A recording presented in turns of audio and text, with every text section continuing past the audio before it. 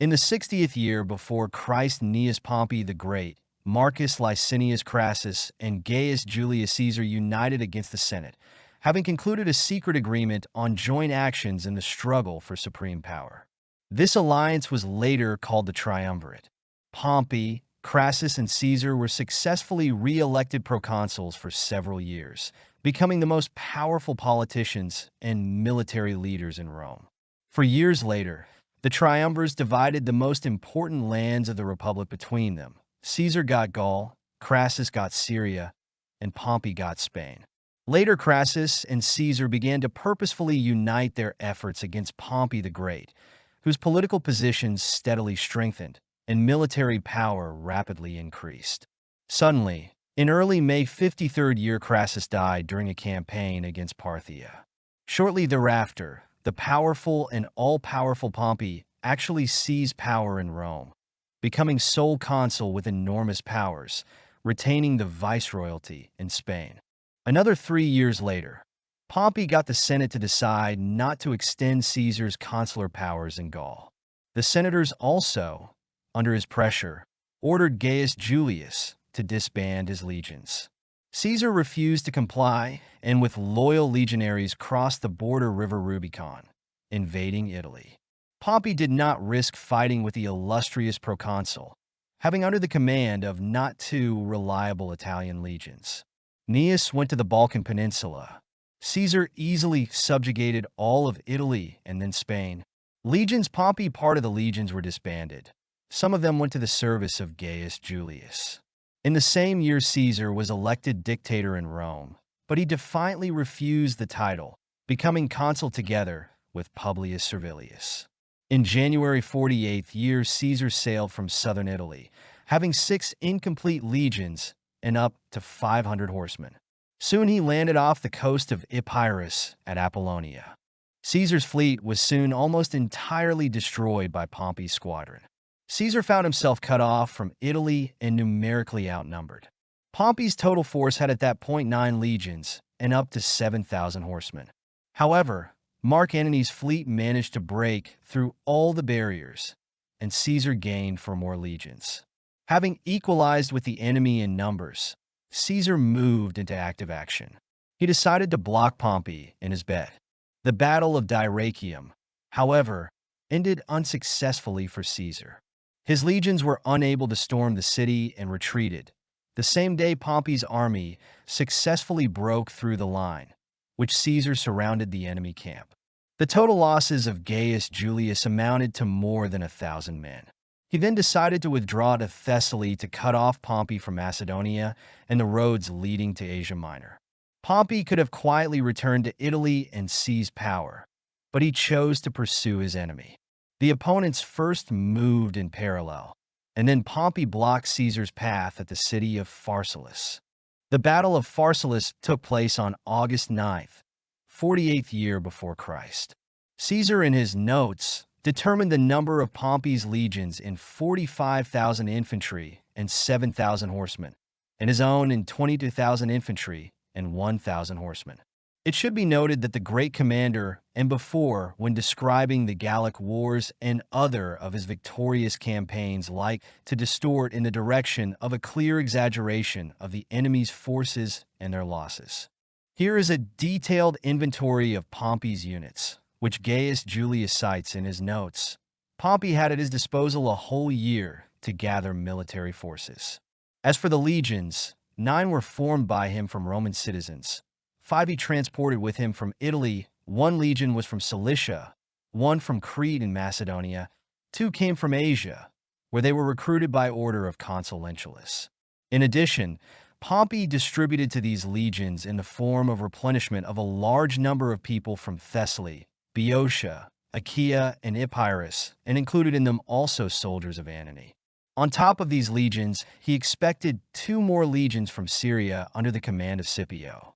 Further, he had 3,000 riflemen from Crete, from Lacedaemon, from Pontus, from Syria and other communities, 2 cohorts of slingers of 600 men, and 7,000 horsemen. Pompey's right flank rested on the brook Enopeus with rather steep banks. There were cohorts from Spain and a legion from Asia Minor. In the center were legions from Syria under the command of Scipio Nizici. On the left flank placed all the cavalry under Titus Labienus, light infantry, archers and slingers, the 1st and 3rd legions. Here stood in Pompey himself. To protect the camp and the rear were allocated 7 cohorts, consisting of Thracians, Thessalians, and Epirotes. The cohorts lined up in 30 rows of 10 soldiers each. Pompey's plan was simple and predictable. He intended to hold the position in the center until the left flank road cavalry will not clear the way cavalry light infantry and auxiliary troops. Then a powerful blow cavalry Gnaeus plan to hit the enemy in the flank or in the rear. Caesar also used a 3-line formation.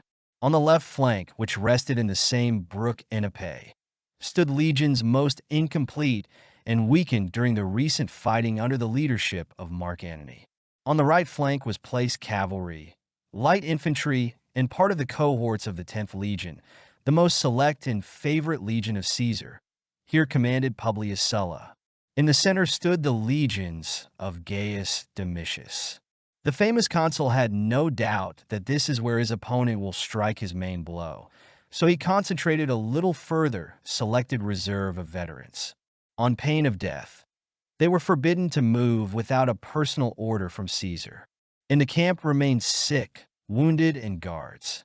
According to tradition, before the battle, the 2 commanders addressed their legionaries. Keep your eyes on the Italians only, disregarding the fact that the allies, like dogs, will run around you and make a fuss.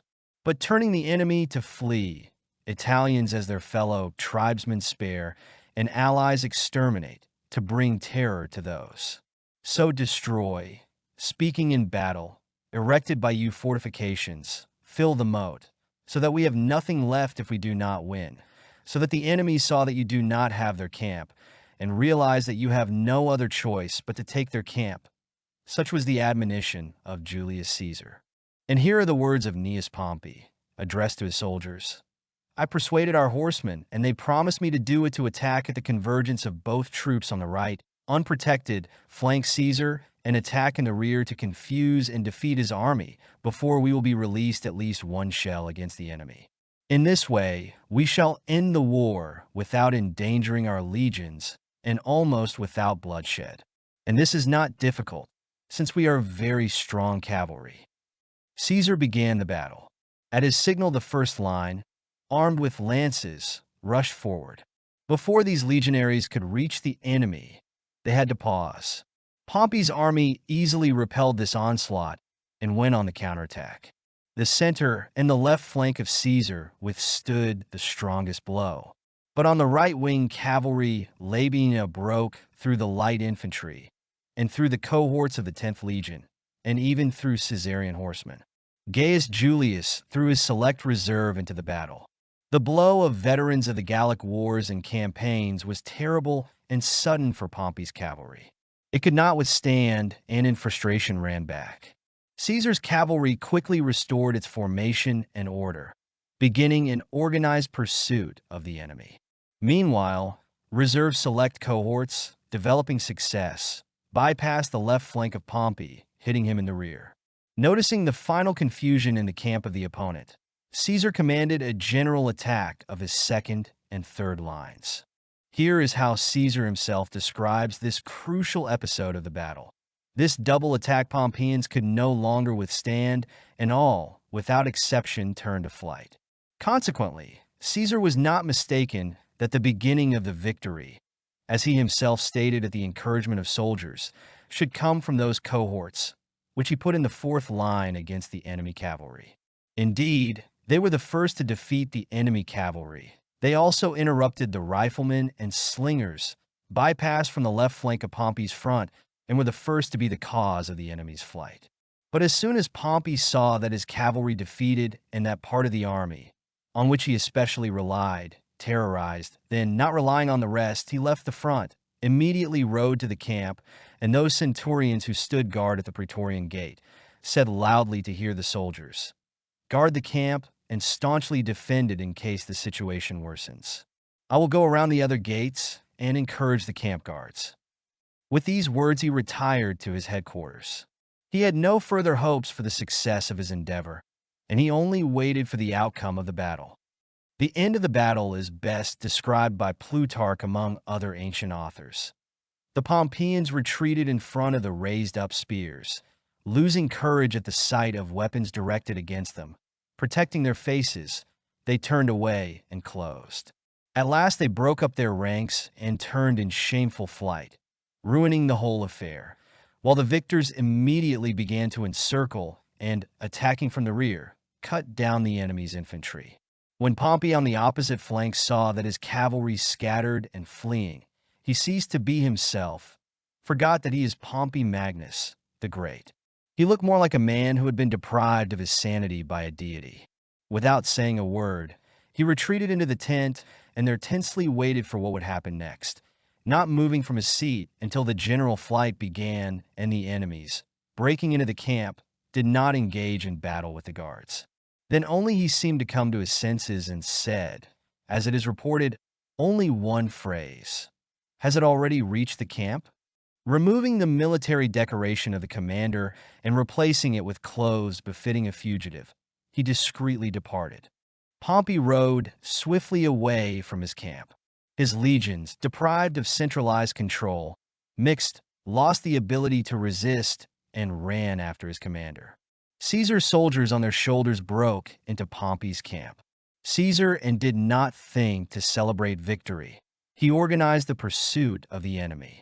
By evening on the road to Larissa were surrounded and captured numerous remnants of Pompey's forces. The defeated commander himself fled first to Larissa and then to the island of Lesbos. According to Caesar, the army of Pompey lost killed and wounded to 15,000 people and prisoners 24,000. The number of fallen allies who fought on the side of Caesar, and for Pompey is unknown even approximately in view of their large numbers, as well as because of the neglect of them as expendable low-quality human material. The defeat at Pharsalus was the final collapse of Pompey's plans, hopes, and claims to sole power. Following Spain and Italy, he lost all his influence in the Balkans.